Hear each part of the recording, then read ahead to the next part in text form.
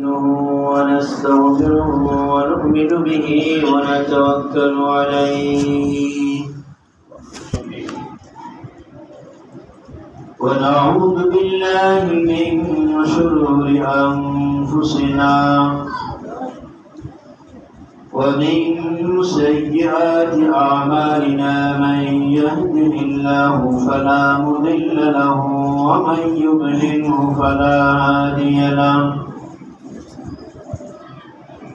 ونشهد أن لا إله إلا الله وحده لا شريك له ونشهد أن سيدنا وسندنا وحبيبنا وأولانا ومولانا محمدا عبده ورسوله الذي أرسله بالحق من الخلق بشيرا ونذيرا وداعيا إلى الله بإذنه وسراجا وقمرا منيرا أما بعد فأعوذ بالله من الشيطان الرجيم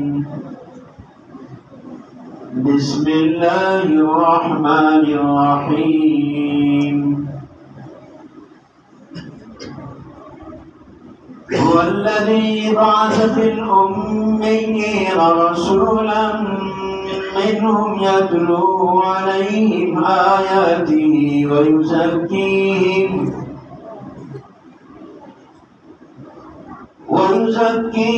ويعلمهم الكتاب والحكمة وإن كانوا من قبل لفي ضلال مبين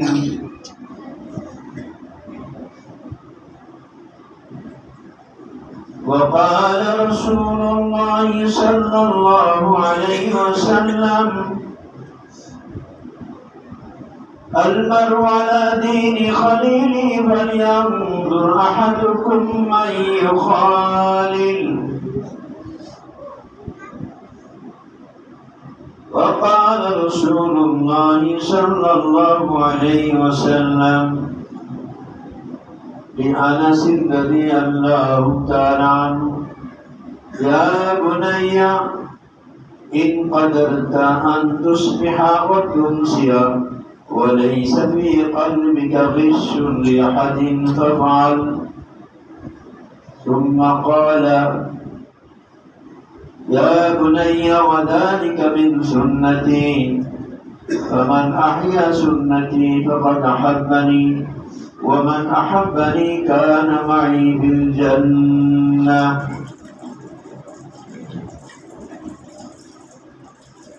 صدق الله المولانا العظيم وصدق رسوله النبي الكريم ونحن على ذلك لمن الشاهدين والشاكرين والحمد لله رب العالمين সুজলপুর 4 নম্বর পাড়া মসজিদের থেকে আয়োজিত অদ্ভুতার এই ইসলামী মাহফিলে অংশগ্রহণকারী হযরত উলামা ইকরাম এলাকার মুরব্বির আযম ও আমার যুবক ভাইরা পর্দার আড়ালে আমার মা ও বোনেরা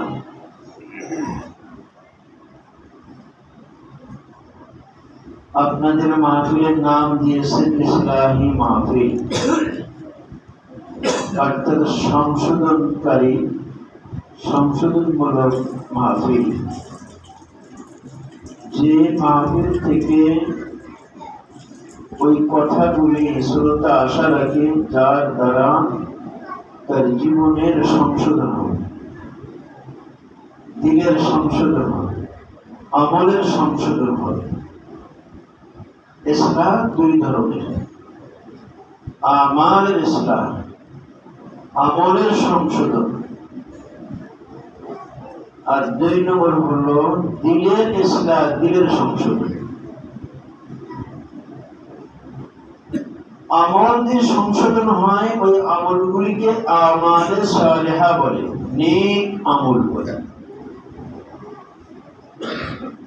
আর নেক আমল তার দ্বারা প্রকাশ পায়, যার দ্বারা নেক আমলগুলি সম্পাদন হয়, ওই ব্যক্তিকে বলে নেককার। কথা বুঝাইতে পারছি?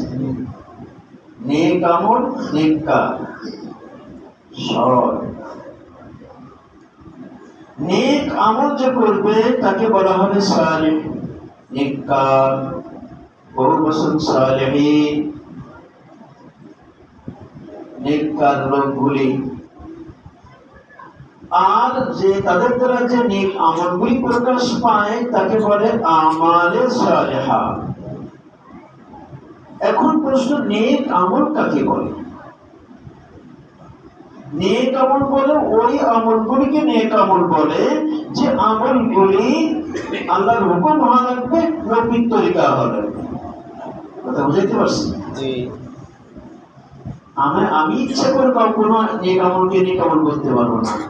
যদি আল্লাহ পাকের হুকুম নবীর তরিকার আমল করি, সাথে সাথে মালিককে রাজি করার উদ্দেশ্য। দুটা জিনিস, একটা নবীর তরিকা হওয়া লাগবে, আর একটা আল্লাহকে রাজি করার জন্য হবে। ওই কাজটা নেক আমল হবে। আমার আমলের মধ্যে যদি ওই দুইটার যে কোনো একটা বাদ যাবে, ইখলাস আছে নবীর তরিকা নাই, নবীর তরিকা আছে ইখলাস নাই, ওটা নেক আমল বলবে না, নেক আমল বলবে না। নেক আমল ওই সময় হবে যখন ওটা নবীর তরিকায় করবো, আল্লাহকে রাজি খুশির জন্য, দুনিয়ার জন্য না। আর এই নেক আমল যে ব্যক্তি করবে, যার দিল প্রস্তুত হয়ে যাবে নেক আমল করার জন্য, তার এর বিপক্ষে বদ আমল আছে, বদ আমলকে ছেড়ে দিবে। ইমাম গাযালি রাহমাতুল্লাহ আলাইহি বলেন, 10টা কোরআন পাশ থেকে দিলকে পাক করা আর 10টা ভালো গুণে গুণান্বিত হওয়ার নাম হলো আত্মশুদ্ধি। কথা বুঝাইতে পারছি? আমাদের প্রত্যেকটি মুসলমান ওই 10টা বদামলকে আমাদের সকলকে ত্যাগ করতে হবে, আর তার বিপরীত 10টা ভালো গুণকে, ভালো সিফাতকে, ভালো আমলকে গ্রহণ করতে হবে। তাসাউফের ভাষায় বলে আখলাকে হামিদা, প্রশংসিত চরিত্রাবলী, যে সবগুলি ভালো। যেমন উদাহরণ দিই, যা কিছু করবো তার জন্য করবো, এর বিপরীত রিয়া। কি রিয়া? লোক দেখান। মসজিদ বানাইছে, মাদ্রাসা বানাইছে, স্কুল জমি দিচ্ছে, কলেজ জমি দিচ্ছে, কত দান করার, শুধু গল্প দেয়, আমি এ করেছি, তা করেছি, উঠে দিতে হচ্ছে। গল্প দেয় না? আছে না কিছু মানুষ? গল্প দেওয়া আল্লাহর জন্য করে থাকো, গল্প দিয়ে এই দোয়া করে যে আল্লাহ তুমি কবুল করে নাও। ইব্রাহিম আলাইহিস সালাম শিক্ষা দিয়েছেন, রব্বানা তাকাব্বাল মিন্না ইন্নাকা আনতাস সামিউল আলিম। আল্লাহর ঘর নির্মাণ চারটি খালি কথা না, যে ঘরে পৃথিবীর সমস্ত মসজিদ মুখ করে আসছে। আল্লাহর বন্ধু, আল্লাহর খলিল, খলিলুল্লাহ বলা হয় এমন ব্যক্তিকে যার দিলের মধ্যে মহব্বত ঢুকে যায়। ইযা ইশতাদ্দাতুল মুহাব্বাতু ওয়া দাখালাত ফি আযাইল কলব, যখন ভালোবাসা, আল্লাহর সাথে প্রেম, শক্ত প্রেম, মজবুত প্রেম, আল্লাহর সাথে মহব্বত, কঠিন মহব্বত, সাথে সাথে ওই মহব্বতটা দিলে মহব্বতটা ভিতরে ঢুকে যায়, এমন তার অবস্থা হয়, তাকে বলে খলিল। হযরত জিবরিল আলাইহিস সালাম ইব্রাহিম খলিলুল্লাহর পরীক্ষা নেওয়ার জন্য এসেছেন। আল্লাহ তোমার খলিল কেমন দেখতে? পরীক্ষা নিতে এসেছেন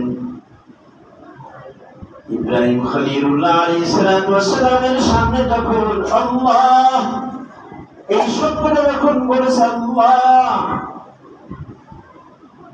যার সাথে ভালোবাসা হয়ে যায় তার নামটা শুনতে কত মজা লাগে, লাগে না? কত স্বাদ লাগে। যখন মাওলার নাম নিয়েছে আল্লাহ, জালালউদ্দিন নবী রাহমাতুল্লাহ আলাইহি বলেন আল্লাহ পাকের নামের মধ্যে এত মজা এত স্বাদ যে আল্লাহ পাক রসগোল্লার মধ্যে মজা দিতে পারে, চমচমার মধ্যে রস মজা দিতে পারে, রোস্টের মধ্যে মজা দিতে পারে, গোশের মধ্যে মজা দিতে পারে, কোরমা পোলাও বিরিয়ানি এর মধ্যে স্বাদ দিতে পারেন। দুনিয়ার কত স্বাদের বস্তু আছে, যে মাওলা এত স্বাদ এত মজা দিতে পারেন, সেই মাওলার নামের মধ্যে কত মজা। জালালউদ্দিন রুমি রাহমাতুল্লাহ আলাইহি বলেন আল্লাহ পাকের নাম যখন নিই কত মজা লাগে। তিনি বলেন দুধের মধ্যে চিনি দিলে যেমন শরবত হয়ে যায়, মজার শরবত হয়ে যায়, মালিকের নাম যখনই আল্লাহ আল্লাহ আল্লাহ, তখন আমার সর্ব শরীর কেমন রুহানি শরবত হয়ে যায়। আল্লাহ আল্লাহ ইসে শিরিন আসনাম, শিরে শক্কর নিশাবদ জানাম তমাম। দুধের মধ্যে চিনি দিয়ে যেমন শরবত হয়ে যায়, মাওলার নাম নিলে শরীরটা এরকম যেন কেমন রুহানি শরবত হয়ে যায়। নামে উসুবা জামানাম মিরাওয়াত হর গুনে মুআদাসাল জুইশাত, যখন আমি আমার প্যারা মাওলার নাম নিই আল্লাহ আল্লাহ আল্লাহ, तमाम দুনিয়ার মানুষ ঘুমিয়ে আছে, ওরা আল্লাহর বান্দার বান্দি নির্জনে বসে মাওলাকে ডাকে, কেউ জানে না শুধু মাওলা জানে। জালালউদ্দিন রুমি রাহমাতুল্লাহ সেই কুনিয়ার জঙ্গলে ওইখানে বসে মাওলার নাম নিয়েছে। আরাজুল আসমাম তান্নাবুদ রাজের আগায়ে খুদা মাহরাম নাবুদ। এই জঙ্গলের মধ্যে আমি জালালউদ্দিন এক মাওলাকে ডাকতেছি, এই ডাক আর কেউ জানে না, শুধু আমার আসমান আর আল্লাহ জানে। তো ভাইরা আমার, দুনিয়ার মানুষ ঘুমায়, ওই আশিক ঘুমাইতে পারে না, ওই আশিকা ঘুমাইতে পারে না, ওই প্রেমিকা ঘুমাইতে পারে না। যার দিনের মধ্যে মাওলার ইশক মহব্বতের নূর রয়েছে, ইশক মহব্বতের আগুন রয়েছে, ওই আগুনের কারণে মাওলার নাম ছাড়া তার কিছুই ভালো লাগে না। যে কারণে অপেক্ষা করে দুনিয়ার মানুষ কখন ঘুমা যাবে, আর সে নির্জনে মালিককে ডাকবে আল্লাহ আল্লাহ আল্লাহ। তো ভাই আমার, আল্লাহ পাকের নাম, নামের মহব্বত বেশি হয়ে যায়, এর মধ্যে ঢুকে যায়, তখন তাকে বলা হয় খলিল। যেমন হযরত আবু বকর সিদ্দিক রাদিয়াল্লাহু তাআলা সম্পর্কে আমার নবী সাল্লাল্লাহু আলাইহি ওয়াসাল্লাম বলেন, লাউ কুনতু মুত্তাখিদান খলিলা লাত্তাখাযতু আবু বকর খলিলা। যদি আমি দুনিয়ায় আল্লাহ ছাড়া কাউকে বন্ধু বানাইতাম, আবু বকরকে বন্ধু বানাইতাম। যেহেতু আমি মাওলার সিদ্ধান্ত, আমি মাওলা ছাড়া কাউকে বন্ধু বানাইবো না, যে কারণে আবু বকরকে আমি বন্ধু বানাইতে পারলাম না, তবে আবু বকরকে আরো সারা মাওলা বন্ধু বানাইবে। তো ভাইয়া আমার, জিবরাইল পরীক্ষা নিতে আসছে খলিলুল্লাহ আলাইহিস সালামকে। ওই পরীক্ষা নিতে আসছে, নাম আল্লাহ। ইব্রাহিম আলাইহিস সালামের সামনে যখন মাওলার নাম নিয়েছে, উনি চমকে উঠেছে, আল্লাহর নাম আরেকবার বলুন, আমার মাওলার নাম আরেকবার বলুন। জিবরাইল বললেন, মাজ্জানা, আমি ফিরি নেব না, আল্লাহর নাম উচ্চারণ করব না। তখন হযরত ইব্রাহিম আলাইহিস সালাম বলে, আমওয়ালি কুল্লুহা লাকা, আমার সব মাল দিয়ে দিলাম, তার বিনিময়ে একবার বলে মাওলার নাম নাও না। যখন আল্লাহ বলে তৃপ্তি হয় নাই, মন ভরে নাই, আরেকবার বলো, বলে লা আযকুরু মাজ্জানা, আমি ফিরে নেব না।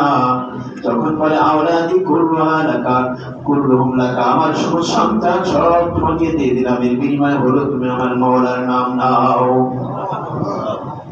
এটা আসল উদ্দেশ্য পরীক্ষা করার জন্য যে আসলে খলিল কেমন, তার দিনের মধ্যে আল্লাহর মহব্বত আছে কিনা। এই জন্য ভাইয়া আমার, আল্লাহ পাকের মহব্বত যখন ভিতরে ঢুকে যাবে, আমার সর্বশরীর মিষ্টি হয়ে যাবে। জালালউদ্দিন রুমি রাহমাতুল্লাহ আলাইহি বলেন, নামে রসুল আর জামানাম মিরাওয়াজ হর গুনে মুআজ্জাসুল জুয়ে সওয়াত। যখন আমি ওই প্যারা মাওলার নাম নিই, আমার সর্বশরীর মিষ্টি হয়ে যায়। দিনের জগৎ, দিনের মধ্যে আল্লাহর মহব্বত ঢুকাইবে, আলাদা স্বাদ পাইবে। দুনিয়ার মহব্বত ঢুকাইবে, আলাদা স্বাদ পাবে। দুনিয়ার মহব্বত ঢুকাবেন স্বাদ ক্ষণিকের জন্য, আর আল্লাহর মহব্বতের স্বাদ 24 ঘন্টা আসার সময় মাওলানাকে মজার স্বাদ লাগে মাওলার নামের মধ্যে। এই জন্য জালালউদ্দিন রুমি রাহমাতুল্লাহ বলেন, हर तमन्ना दिल से रुखसत हो गई, अब तो आजा अब तो खलवत हो गई। এটা খাজা আজিজ হোসেন বলছেন, একজন ডিসি কথা বলছে। হাকিমুল মাশা আশরাফ ইথান দরবারে গেছে আল্লাহর পর, বাদামের কাছে বাদাম পাওয়া যায়, আইসক্রিমের কাছে আইসক্রিম পাওয়া যায়, পানের কাছে পান পাওয়া যায়, আল্লাহর কাছে কি পাওয়া যায়? আল্লাহ কোথায় থেকে? দিলের মধ্যে। আল্লাহর মহব্বত দিলের মধ্যে থাকে। হুজুর সাল্লাল্লাহু আলাইহি ওয়াসাল্লাম সংস্পর্শে তার সুহবতে সাহাবায়ে কেরাম যাওয়ার কারণে নবীজির ভিতর যে আল্লাহ পাকের মহব্বত তার মারিফত এটা ছিল, আল্লাহর আজমত, এসব ট্রান্সফার সাহাবাদের দিলের মধ্যে এসে গেছে। মানুষ ভালোভাবে বলবে, আমি ভালো লোকের সাথে থাকবো, আল্লাহ আমার দিনকে ভালো করে দিবেন।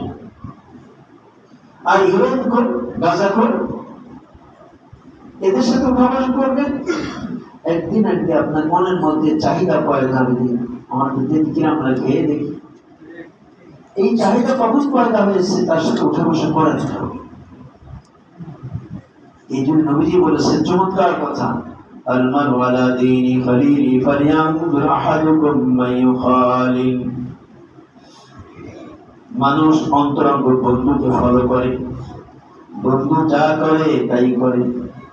বন্ধু কোনো কিছু তার থেকে আশা করলে সেটা পূর্ণ করার চেষ্টা করে, তো কোনো দাবি করলে দাবিটা পূর্ণ করার চেষ্টা করে।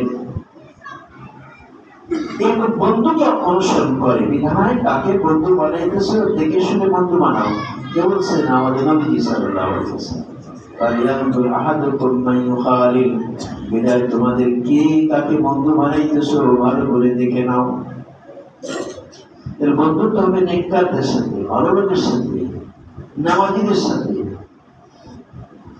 তাহলে আপনি ভালো থাকতে পারবেন।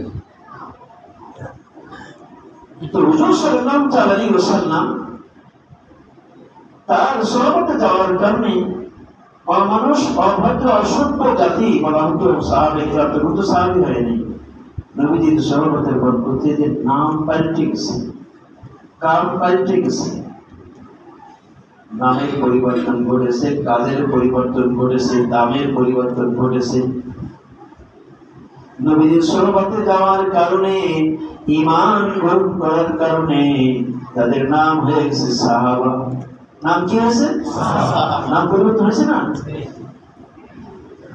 মুসলমান তো আছেই, কিন্তু ওই সাহাবায়ে কেরাম ভিন্ন মুসলমান, তাদের নাম সাহাবা। এবং যুগের পরিবর্তন হয়ে গেছে। সাহাবা সম্পর্কে নবীজি বলেন, খায়রুল কুরুনি কারনি সুম্মা আল্লাযীনা ইয়ালুনহুম সুম্মা আল্লাযীনা ইয়ালুনহুম।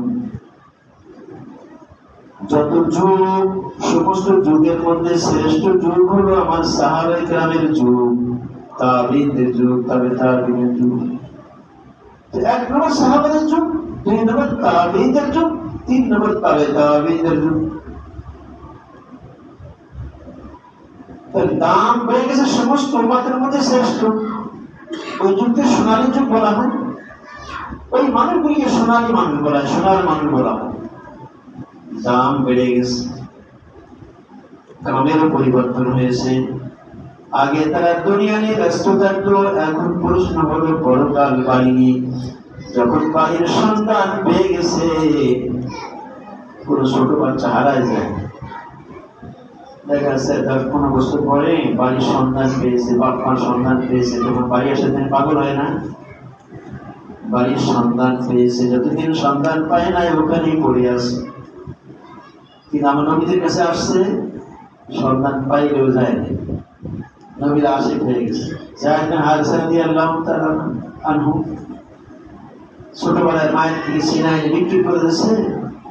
কপাল ভালো যে খাদিজা কিনে দিয়েছে, নিয়ে নবীজিকে দিয়ে দিয়েছে। নবীজির কাছে থেকে একটা কাজের ছেলেকে কেমন ভালোবাসতে আমার নবীজি দেখাই দিয়েছে, কাজের ছেলের কেমন ভালোবাসতে। আমাদের কাজের ছেলে তো গোলাম না, স্বাধীন, আর যে সম্পূর্ণ গোলাম ছিল, বিক্রি করা যায়। যায়েদ বিন হারিসা রাদিয়াল্লাহু তাআলা আনহুকে নবীজি এত ভালোবাসা দিয়েছেন যে বাপ মা ভুলে গেছে। যখন তার চাচা ভাই আসছে নেওয়ার জন্য, পরিচয় নিছে, তার আগে জানতে পারছে যে অমুক জায়গায় আছে মোহাম্মদ ইবনে আব্দুল্লাহ। তখন তো নবীজি নবুয়ত প্রাপ্ত হন নাই, নবুয়তের আগের ঘটনা। আল্লাহু আকবার। তো খুশ করে এসে নবীজির বাড়িতে উপস্থিত। তাদের প্রস্তাব হলো, যায়েদ বিন হারিসা, আমি তার চাচা, এই তার ভাই, আমরা অনেক বিনিময় নিয়ে আসছি, এগুলির বিনিময়ে আমাদের যায়েদকে দিয়ে দেন। নবীজি না বলে দেন, যায়েদ চলে যাবে, আমার কোনো আপত্তি নাই, তবে তার তো একটা মতামত আছে। যায়েদকে ডেকে আনা হলো। নবীজি বলে, যায়েদ চেনো? যে আমার চাচা, এই আমার ভাই, তোমার ইচ্ছা, তুমি যেতে পারো আর থাকতে পারো, তোমার ইচ্ছা। যায়েদ বিন হারিসা রাদিয়াল্লাহু তাআলা আনহু বলেন, না আমি যাব না। আমি মুহাম্মদ আব্দুল্লাহর মধ্যে আমার বাপের আদর তাও পেয়েছি, চাচার আদর পেয়েছি, আমি মোহাম্মদ ইবনে আব্দুল্লাহকে ছেড়ে যাব না। এই জড়াই ধরছে। নবীজি সাল্লাল্লাহু আলাইহি ওয়াসাল্লাম তখন বলেন, যায়েদ আমার সন্তান। এটা যতদিন নিষেধ না হয়েছে ততদিন ছিল, বালক ছেলেকে সন্তান মনে করা হবে। তো অন্য কোথায় হলে বাড়ি তাকে বাড়ি আসা ব্যস্ত হইবে, কিন্তু নবীজি না, যাবো না, নবীজির কাছে যাবো। তখন তো নবী হবে, নবীজি আদর দিতেন, নবুয়তের আগুনটা আমার, নবীজির আখলাক, নবীজির ব্যবহার এরকম ছিল। তো বাড়ি আসার জন্য ব্যস্ত হয়ে যায়, বাড়ির সন্ধান পাইলে, বাপ মার সন্ধান পাইলে। তো আমাদের বাড়ি কোন জায়গায়? জান্নাত না? জান্নাত আমাদের বাড়ি। আসছি কেন? মা বাবা এসে তাই। আর তোমার হাওয়া দুজন চলে আসছেন দুনিয়াতে, এই জন্য আবার দুনিয়াতে আবার বাড়ি যেতে হবে। তো সাহাবায়ে কেরাম যখন জানতে পারলেন যে আসল বাড়ি জান্নাত, উঠেছি স্থায়ী, চিরস্থায়ী, তখন সাহাবায়ে কেরাম প্রশ্ন করে, ইয়া রাসূলুল্লাহ, তাহলে পরকালে কি করে বাঁচবো? পরকালে জান্নাত যাবো কি করে? মান নাজাতু ইয়া রাসূলুল্লাহ, হে আল্লাহর রাসূল, কিভাবে নাজাত হবে? রাসূল পাক সাল্লাল্লাহু আলাইহি ওয়াসাল্লাম বললেন, আপনি কালাইকা লিসান, তোমার জবানকে কন্ট্রোল করো। জবান কি কন্ট্রোল আছে?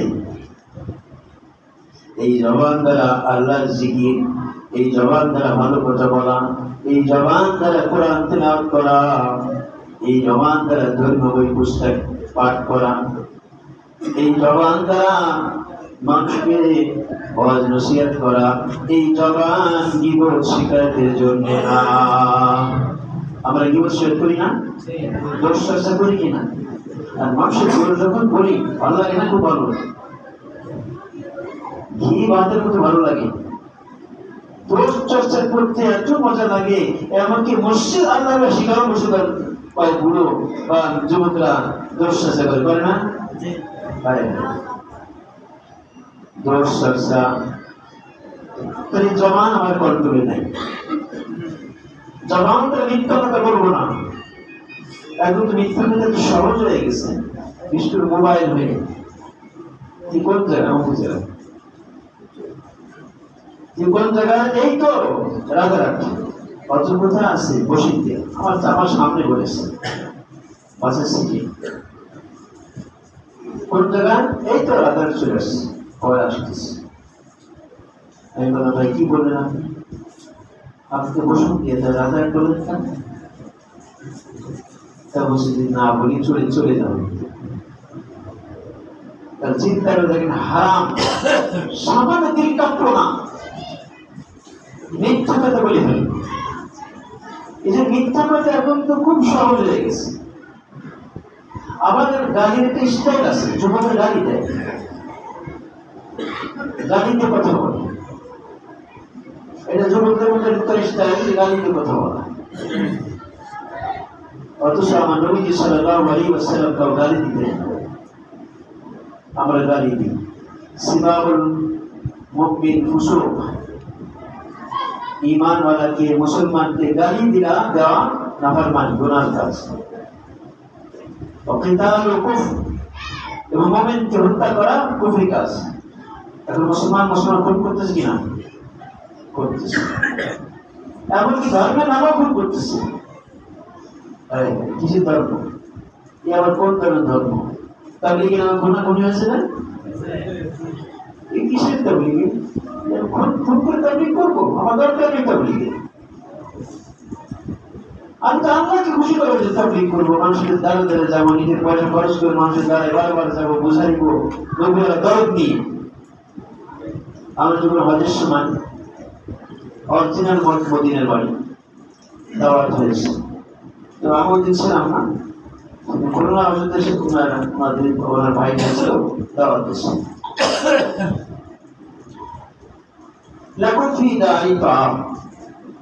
আমার বাড়িতে আপনাদের খাওয়ার দাওয়াত দিতে চাই। ওই দিন সুযোগ ছিল না, আগামী। তো মসজিদ নববীতে নামাজ পড়ে, এতে নামাজ পড়ে বসে আছি, করোনা বলতেছেন যে মদিনা বাড়ি আমি দাওয়াত করছি, মদিনা অরিজিনাল মদিনা দিয়ে করতে চাই। তো তার বাবু সালাদ দিয়ে বের হলাম, দেখি উনি জায়নামাজ বগলে উনি দাঁড়িয়ে অপেক্ষা করছে আমাদের জন্য। যাওয়ার সাথে সাথে বললাম, আমি তো মুস্তাইদ, আপনার সকল প্রস্তুত? আমি বললাম না মুস্তাইদ। চলে ওনার সাথে গেলাম, নামতে নিচে তিনতলা নিচে যে গাড়ি পার্কিং, অত্যাধুনিক গাড়ি, সে গাড়িতে আমরা চলতেছি। বাড়িতে নিয়ে গেল, কথা অনেক ঘটনা। তো বাড়িতে যখন খাবার দিলেন, হতে পারে আসলে প্রতিটা ৮০ লোক শুনি। হুজুর সাল্লাল্লাহু আলাইহি ওয়াসাল্লাম ইহুদি খ্রিস্টানদের অনুসরণ করতে কঠিন সতর্কতা উচ্চারণ করেছেন। তো দেখলাম ওনার বাড়িতে আমাকে বসালেন। তো বাড়ির কোনো সোফা নাই, কোনো চেয়ার নাই, মাটিতে বসেছেন গদি পর, এখন শুধু গদি করা, ওই চেয়ার সোফা জায়গাতে ওখানে ওইরকম সিস্টেম, দেওয়ালে সিস্টেম ফিট লাগায় রান দেবে, পাশে বাড়ির জন্য মায়ের বাড়ি রান দেবে, সব ব্যবস্থা আছে, কিন্তু ওটা চেয়ারে না, মাটিতে চারিপাশে ঘোরায়। এবং দেওয়ালে সব ছবিগুলো, সব ফুলের ছবি, পাহাড়ের ছবি, এইগুলো। আমি বললাম, ছবি দেখে নাকি সুন্দর, আমাদের তো যদি 30 থেকে বাড়ি থেকে যখন স্বাদ হয়ে যায়, একতলা স্বাদ হয়ে যায়, তখন আমাদের খাবারের সিস্টেম পরিবর্তন হয় না? ডাইনিং টেবিল না করলে হয় না, চেয়ারে পা ঝুলায় না করলে হয় না। উন্নতি হচ্ছে, উন্নতি নবীন তরিকা বাদ দিয়ে উন্নতি হচ্ছে, মুসলমানের উন্নতি নবীন তরিকার মধ্যে উন্নতি। তো ওখানে ওরকম সিস্টেম না, নিচে বসতে হবে, 5 জন করে 10 খানসায় বসাইলো আমাদের। তো খানসাটা এরকম, দুটো খানসা এরকম লাগায়, একটা বেশি উঁচু আর একটা আমাদের ক্যান্সার মুখের উপর লাগানো। তো আমরা চারিপাশে বললাম আসলে সব সহজে দেখে খাওয়া যায়। তো কোনো ভাত কষ্ট হবে না, আপনার যতটুকু কাজ খান, তারপরে তা খাওয়ার লোক আছে, খাওয়া নষ্ট হবে না। কয়েকদিন আগে একটা দাওয়া দিলাম 3000 লোকের মতন, সেখানে যে পরিমাণ গোশ নষ্ট করেছে, নবীজির তরিকা হলো তুমি যে পরিমাণ খেতে পারো ওই পরিমাণে বা একটু বেশি খাওয়া, পেট পরিষ্কার করে খাওয়া, ওগুলি নিয়ামত না। আমি গত বছর দেখলাম ওই যে মধু সুইটস চৌরাস্তায় বসেছে, ওইখানে একটু সামনে এগিয়ে এসে রাহুলের সাইডে আবর্জনা আছে ওর মধ্যে, তো ওখান থেকে ভাতের একটা ফেলে দিচ্ছে, তো একটু ভাতের ওই প্যাকেটে খুলে ওখান থেকে খাচ্ছে, বসে ডাস্টবিনে খাবার খাইছে। তো উনি এই খাবার মানুষ যেটা এত কষ্ট করে তৈরি করতেছে, মুসলমানের অবনতি কেন হইতেছে? এটা আমার সামনে ভাত আসলে, এই ভাত রাঁধতে কত সময় লেগে গেছে, আমার সামনে আসতে কতটা স্তর পরিবর্তন হয়েছে, অতিক্রম করতে হয়েছে। এই ধান কোথায় এসে বৌরা সেখানে লাগাইছে, ধানের জমিতে ধান কাটতে এর পিছনে কত সময় গেছে, 2-3 মাস সময় গেল। সেই ধান মাড়াই করে তার বাজার আসলো, সেখানে আমাদের যশোরে আসলো, সেখানে কিনলাম, কিনে বাড়িতে রান্না বান্না করলাম, এর পিছনে কত সময় গেছে। এত স্তর অতিক্রম করে আমার সামনে ব্রেডে ভাত, এখন আমি কি করলাম? অর্ধেক খানা অতি ফেলাই দিলাম। এগুলো নিজেকে মূল্যায়ন, মালিক দেখতেছে, খাও, কোনদিন খাইতে পারবা, খাওয়াবো। কোরআনে পাক আল্লাহ কি বলেন? কুলু ওয়াশরাবু ওয়ালা তুসরিফু, হালাল খাবার তুমি যে যখনই পারো খাও, পান করো, কি করে অপচয় করো না। তুমি যতটুকুনি খেতে পারো অতটুকুনি নাও, তাতে বেশি নিলে অপচয় হবে। এভাবে আমাদের সমাজের যদি সত্যিকারের নবীজির সুন্নাত থাকতো, আল্লাহ সমাজ শান্তি নাযিল করতেন। আমাদের বাড়িতে অধিকাংশ দেখা যায় ভাত নষ্ট হয়, রুটি নষ্ট হয়, খাবার নষ্ট হয়। আল্লাহ, এই খাবার নষ্ট হইতেছে, আল্লাহর নিয়ামত নষ্ট করতেছে আমরা। অথচ কোরআনে স্পষ্ট নিষেধ করেছে অপচয় করবা না, অপচয় করবা না। হাদিসে পাকের মধ্যে আছে, হযরত আমাদের আয়েশা রাদিয়াল্লাহু তাআলা আনহা বলেন যে নবীজি কোন প্লেটে খাইতেন, প্লেটের দিকে বোঝা যেত নবীজি প্লেট। আল্লাহর নিয়ামতকে কদর করা, এমনকি যে আঙ্গুলে যে ঝোল লাগানো থাকে, সুরমা লাগানো থাকে, এটা আল্লাহ নিয়ামত না? পরিষ্কার করে খেতে হয়, পরিষ্কার করে খেতে হয়। আমরা দেখা যায় পরিষ্কার করে খাই, প্লেটটি তরকারি করে থেকে ভাত বলে যায়, এগুলো টেনে ফেলে। এগুলো সব যদি পুকুরে ফেলতে মাছের তখন তো কিছু বলা যেত যে না, কিন্তু এগুলো ডেরানো ফেলে। ভাত যেখানে মধ্যে পাইতেছে আল্লাহর নিয়ামত, নিয়ামতের শুকরিয়া আদায় করতে হয়। আর আমরা নিয়ামতগুলি ফেলে দিচ্ছি। এগুলি বাড়িতে মা বোনরা ভুল করে, ছোটদের বাচ্চারা খাবার কেন ভাত নষ্ট করে, যে পরিমাণ একটা ভাতও নিচে না করে এমন সুন্দর করে তারা খাওয়াবে, আল্লাহর নিয়ামত। আজ আমাদের এই নিয়ামতের কদর হয় না, নষ্ট করি। তো মহতারাম দোস্তার বুজুর্গ, যে বলতেছিলাম যে পরকালের যখন পরিচয় পেয়ে গেছে সাহাবা ইকরাম, এখন প্রশ্ন, ইয়া রাসূলুল্লাহ, আমার মান নাজাত, কিভাবে আমি আমার বাঁচবো, কিভাবে নাজাত পাবো? নবী সাল্লাল্লাহু আলাইহি ওয়াসাল্লাম 3টি কথা বললেন। 1 নম্বর বললেন, আমরিক আলাইকা লিসানাক, তোমার জবানকে কন্ট্রোল করো, জবান দ্বারা কাউকে গালি দিবা না, জবান দ্বারা মিথ্যা কথা বলবা না, মিথ্যা সাক্ষী দিবা না, জবান দ্বারা হারাম কোনো জিনিস খাইবা না, জবান দ্বারা চুগলখড়ি করবা না, জবান দ্বারা কাউকে অপবাদ দিবা না। এরকম জবানের জিহ্বার 20টা গুনাহ হাকিমুল মাশার আশরাফুল থানভী রাহমাতুল্লাহ আলাইহি তাবলীগ দ্বীন নামক তালিমুদ্দীন নামক কিতাবের মধ্যে উল্লেখ করেছেন 20টা গুনাহ। আমরা বসে বসে এই জবান নষ্ট করতেছি। 2 নম্বর হলো ওলিয়াসা কাদাইতু, তোমার বাড়িতে তোমার সংকলন হয়, অর্থাৎ বিনা প্রয়োজন বাড়ির বাইরে যাওয়া না। যদি প্রয়োজনে বাড়ির বাইরে যাও, আবার প্রয়োজন সারার সাথে সাথে বাড়িতে চলে আসো। আমরা কি করি? 12টা পর্যন্ত দোকানে আড্ডা দিই, তাই না? অথচ বাড়িতে যে বাচ্চা রয়েছে, আমার বিবি রয়েছে, তাদের সাথে আমি সময় দিই না, তাদের সাথে সময় দিই না। ঘর ভাঙিত সমস্ত কারণে কাজ শেষে শুনে বাড়ি চলে যাবো, বাচ্চাদের লেখাপড়া খেয়াল করবো, আর পরিবারের সাথে সময় দিব।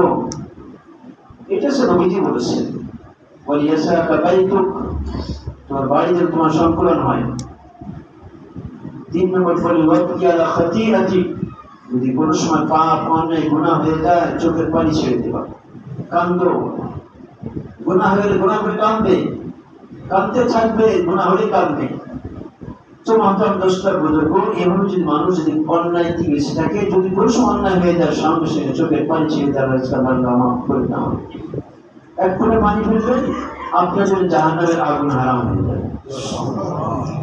নবীজি সাল্লাল্লাহু আলাইহি ওয়াসাল্লাম বলেন, মা মিন আবদিন মুমিন ইয়াখরুজু মিন আইনাইহি দুমুউ ওয়া ইন কানা মিসলা রাসি দুবাবি মিন খাশিয়াতিল্লাহ সুম্মা ইউসিবু শাইয়্যান মিন হুররি ওয়াজহিহি ইল্লা হারামাহুল্লাহু আলান নার।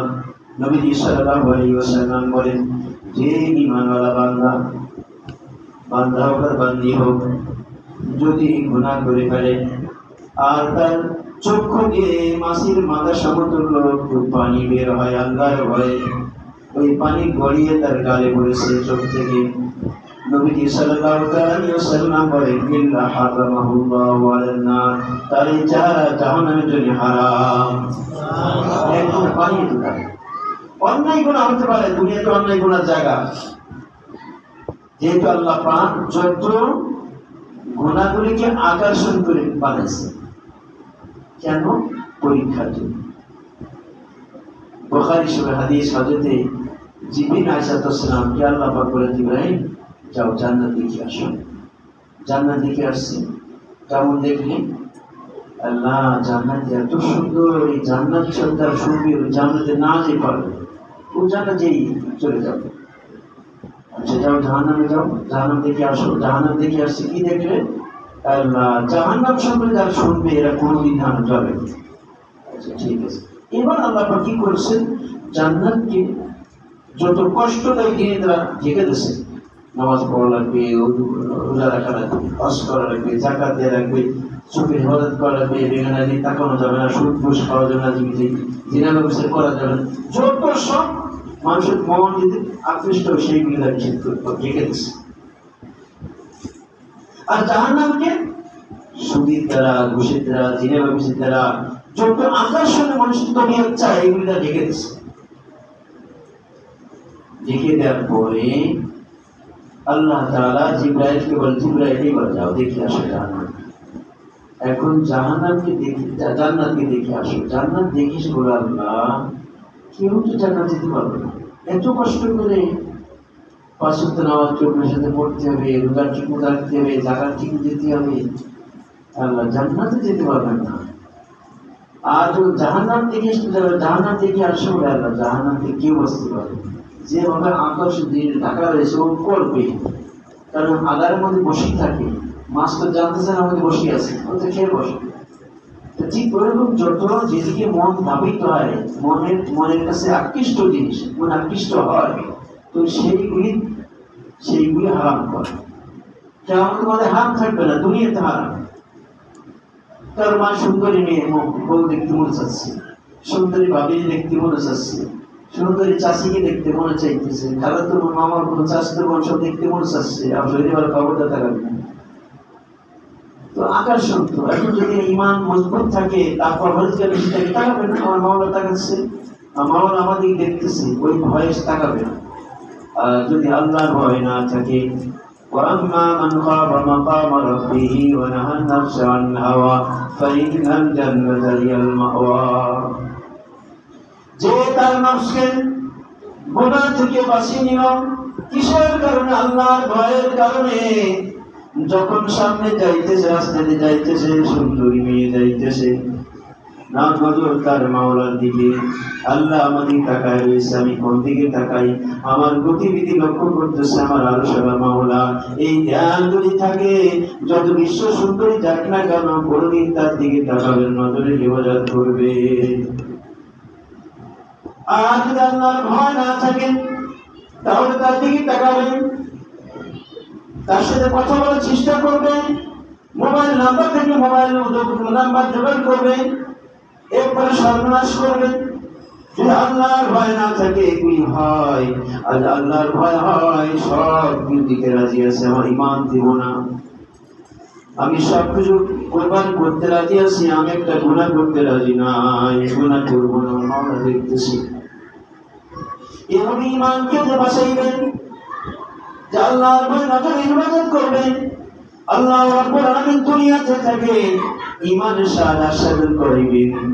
এই নাচকে জিকির করলে মজা লাগবে, তেলাওয়াত করলে স্বাদ লাগবে, নামাজের মধ্যে যখন নামাজে দাঁড়াইবে এত ভালো লাগবে, সিজদা গেলে মাথা উঠাইতে মনে চাইবে না, শুধু মাওলার নাম নিতে মনে চাবে। এই স্বাদ আরশের মাওলা কখন দেয়?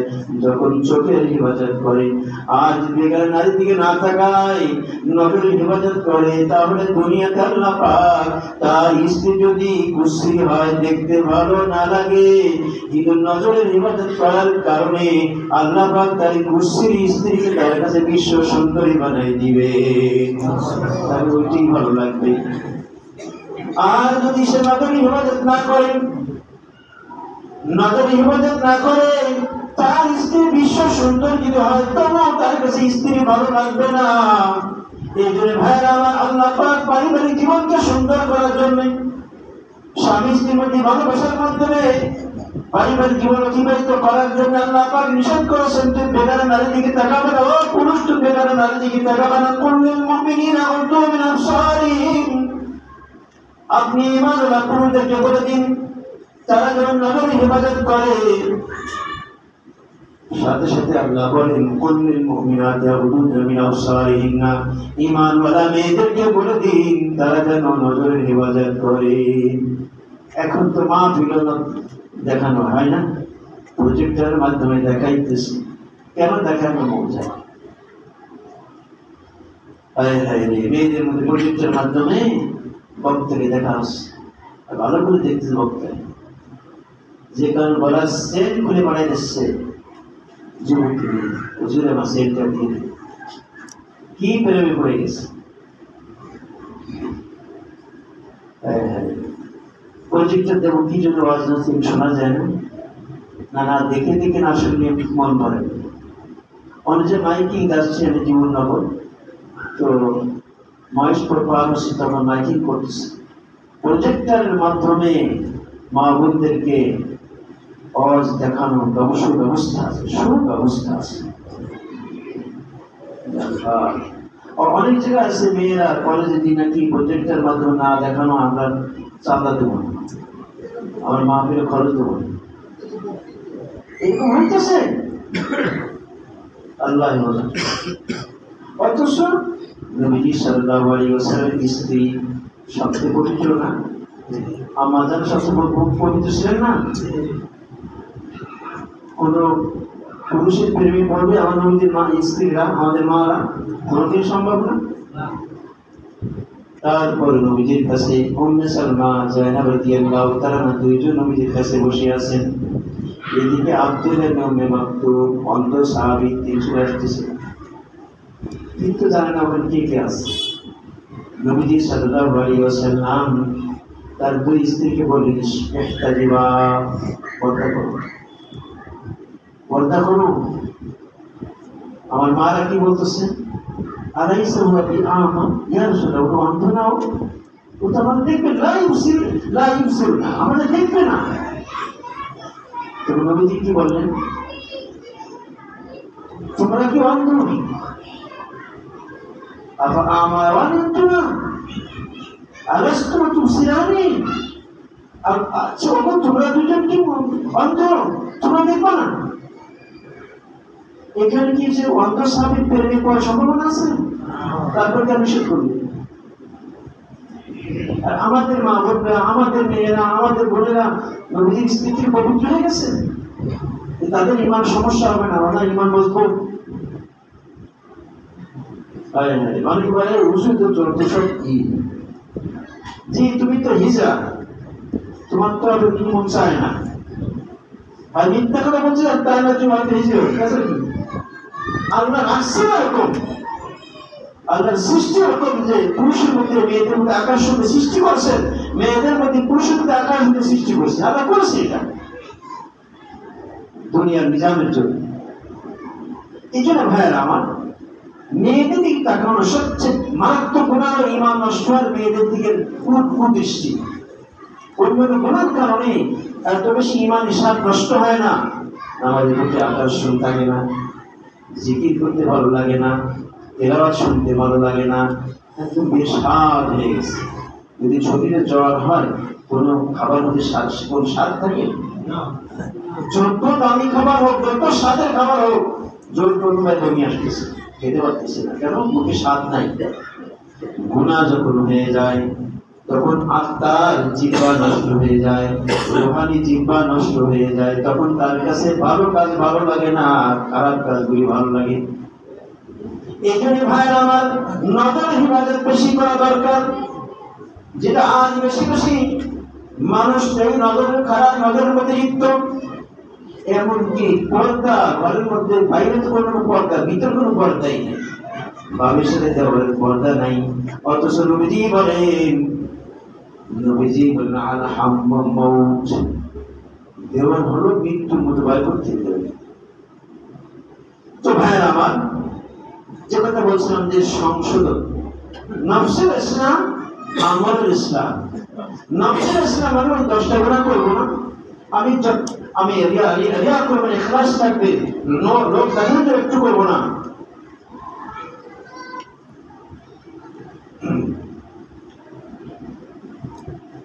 কানের গুনাহ, কান্দার গুনাহ করে, জীবস্বর শোনে, গান বাদ্য শোনে, বাজনা শোনে, এগুলো আছে না? অনেকে আছে নবীর তরিকা দেখেন, যত পীর মুরিদি সব নবীর তরিকা হবে,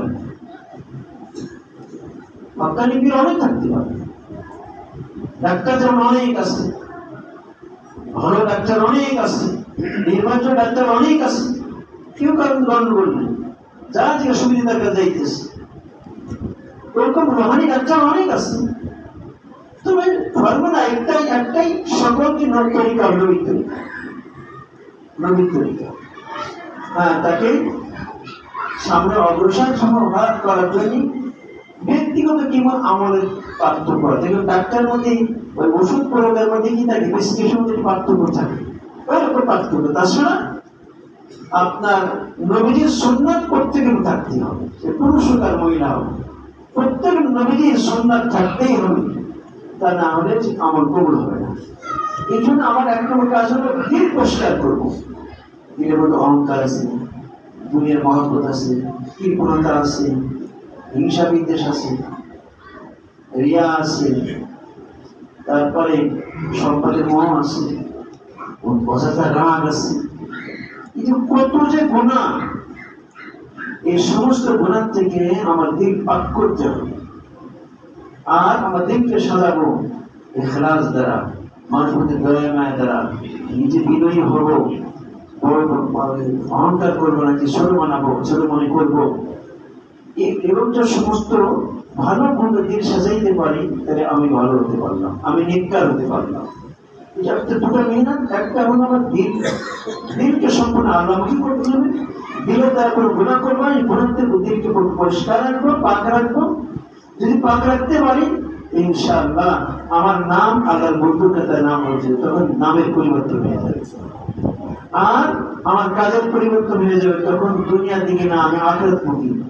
এমনকি দুনিয়ার কাজ করবো তো আল্লাহর জন্য করবো, দোকানদারি করবো সাহাবাদের তরিকা, নবীর তরিকায়, ব্যবসা করবো, চাকরি করবো সাহাবাদের নবীর তরিকায়, তখন আমার সব পরিবর্তন হয়েছে, সমস্ত ধর্ম পরিবর্তন হয়েছে। ব্যবসা করতে, চাকরি করতে, সবকিছু করতেছি, কিন্তু তার গতি আর দিকে চলে গেছে, আল্লাহমুখী হয়ে গেছে। ওই ব্যবসা করে আল্লাহকে পাবো, ওই চাকরি করে আল্লাহকে পাবো, কৃষিকাজ করে আল্লাহকে পাবো, সংসার করে আল্লাহকে পাবো।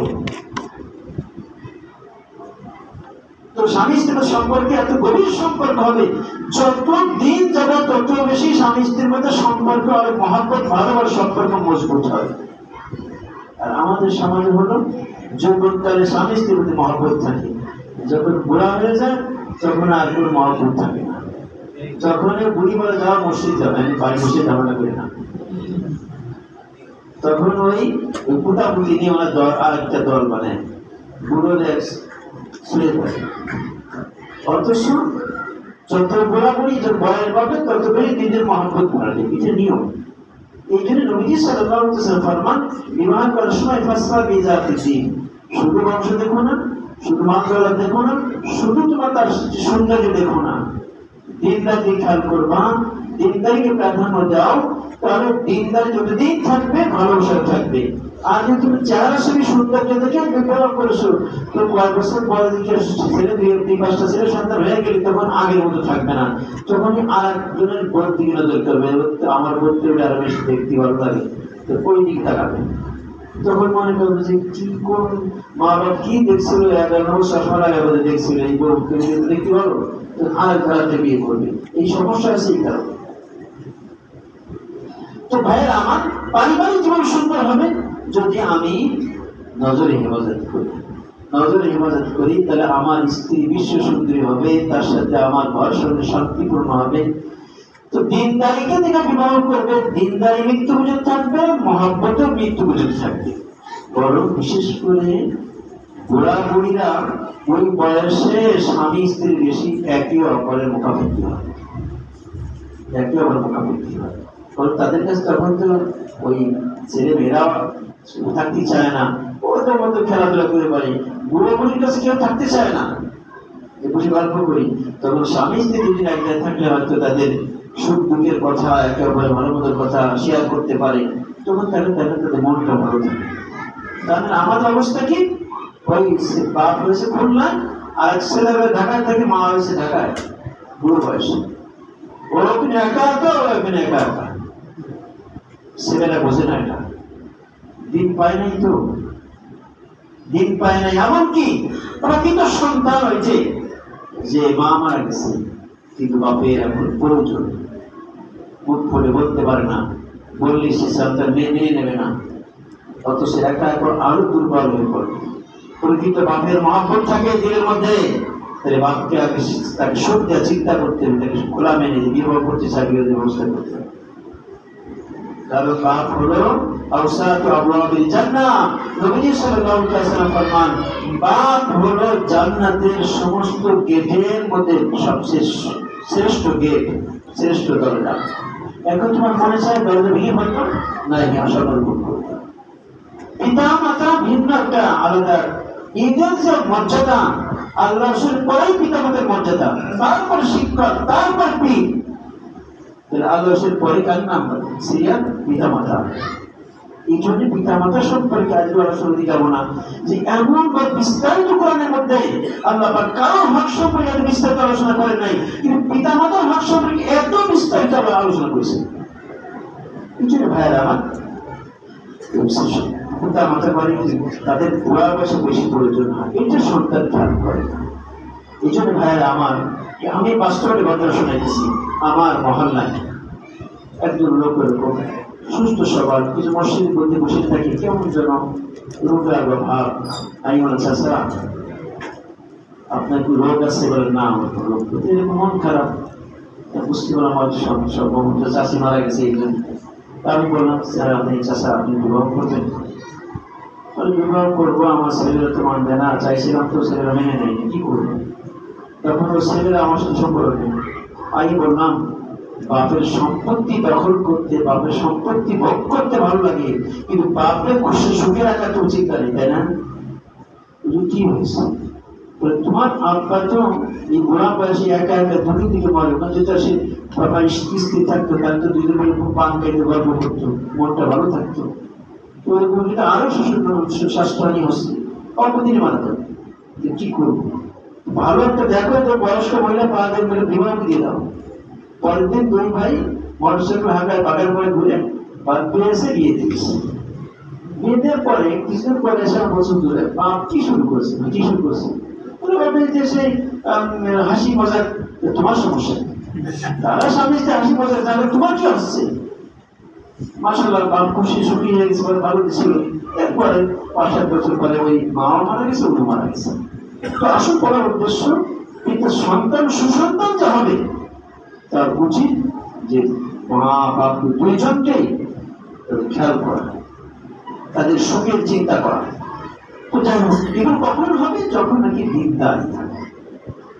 তো নফসের আসলে হলো যে আমার দ্বারা কেউ কষ্ট হবে না, আমার না মা না বাপ না ভাই না বোন না বাপ প্রতিবেশী কোন মুসলমান, আমি কষ্ট দেবো না, আল্লাহ করে ধরা খাবো না, কষ্ট দেবো না, তার হক নষ্ট করবো না।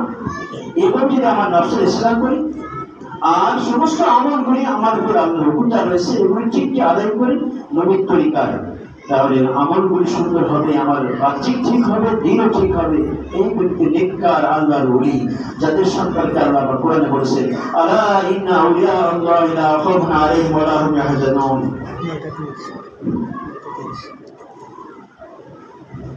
যারা আল্লাহর বন্ধু হয় এদের কোনো টেনশন নাই, কোনো দুঃখ নেই, কোনো দুঃখ নেই, কোনো টেনশন নাই। তারা কারা? আল্লাযীনা আমানু ওয়া কানু ইয়াত্তাকুন, যারা ঈমান এনেছে আর তাকওয়া পরহেজগারি অবলম্বন করেছে, মুত্তাকি বনেছে, এরাই হলো আল্লাহর বন্ধু। এরা দুনিয়ার কোনো টেনশন নাই, পরকালে কোনো চিন্তা নেই, দুনিয়াতে কোনো ভয় নাই, পরকালে কোনো টেনশন নাই, নিশ্চিন্তা থাকে। এমনকি যা কিছু ঘটে আল্লাহ থেকে হাওলা করে। একটা ঘটনা শোনাই, বাস্তব ঘটনা।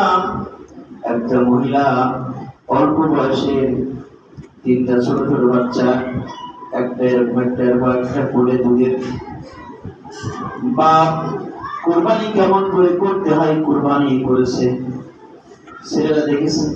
এখন বড় ছেলে নিজে ছেলেকে বলছে যে আব্বা যেরকম কোরবানি করেছে আমরা কোরবানি খেলা খেলি, চলো খেলি। তো ছোট ছেলেকে গরু বানাইছে আর ঘরের মধ্যে ছিল বাপের সেই ছুরি ছিল, ছুরি নিয়ে আসছে।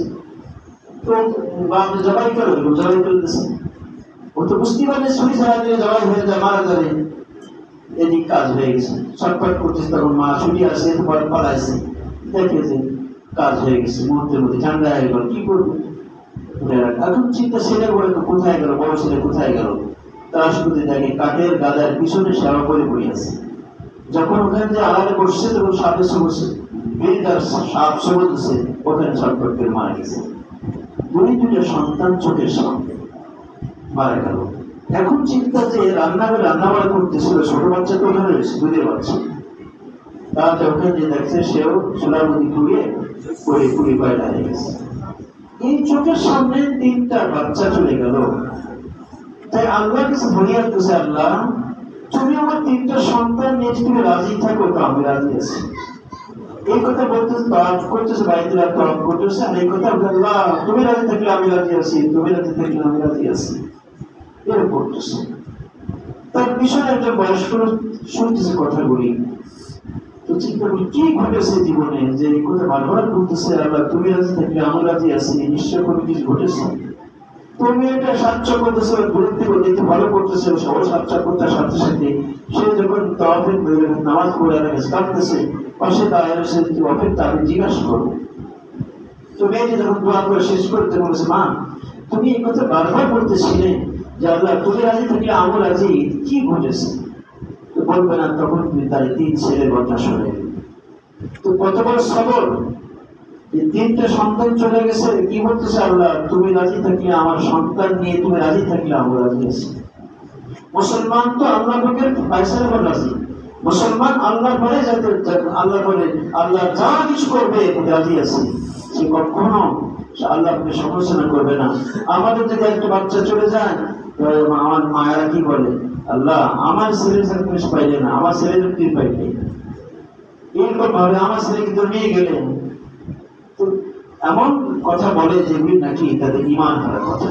কিন্তু ধৈর্য সবর, ওই 10টা গুলির মধ্যে একটা সবর করা, ধৈর্য ধারণ করা। তো মহতারাম দোস্ত বুজুর্গ, আমার আমলগুলি নবীর তরিকা করব। কার তরিকা করব?